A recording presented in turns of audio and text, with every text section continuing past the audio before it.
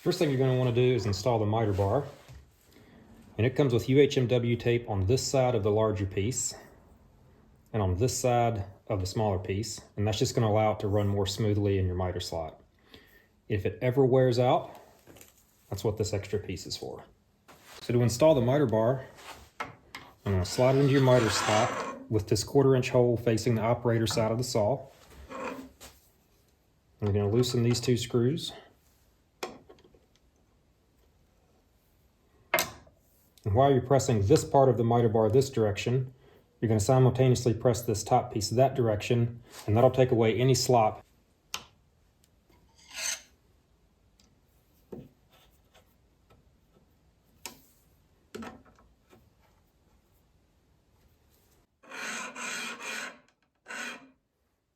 We're going to remove these 2 screws. The shorter one goes toward the operator side of the saw, and the slightly longer one toward the other side.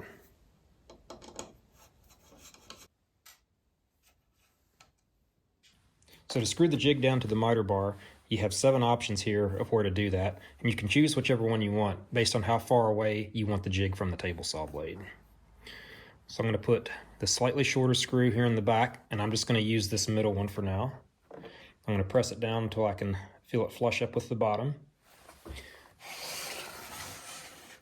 I'm going to put the longer one in the front here in the center hole.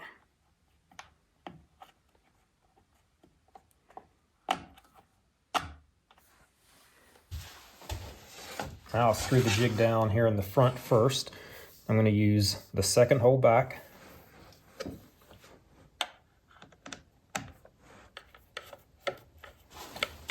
Now run it through and then peek underneath the jig until I can make it line up.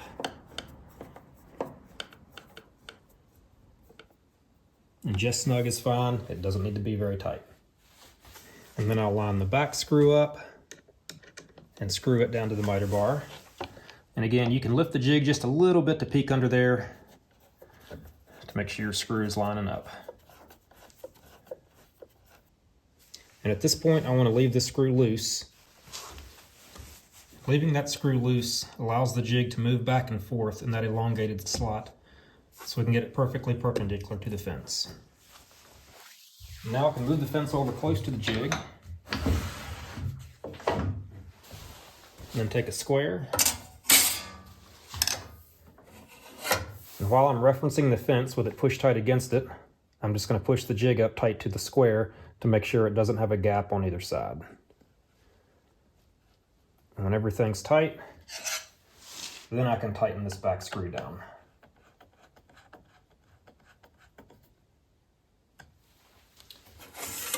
Now the jig's square to the fence, ready to go.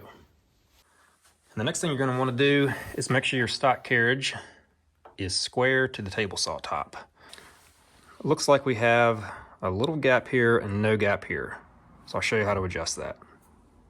So to tilt the top of the stock carriage just a little bit forward, I can loosen these 4 screws here, and then this top plate of the jig will slide back and forth in these elongated slots.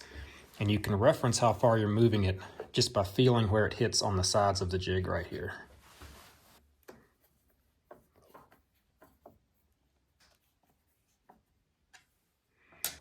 And I'm just going to push that top plate a little bit forward.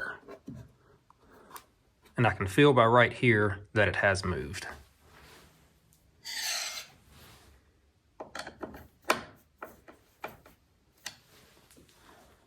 Cinch those back down.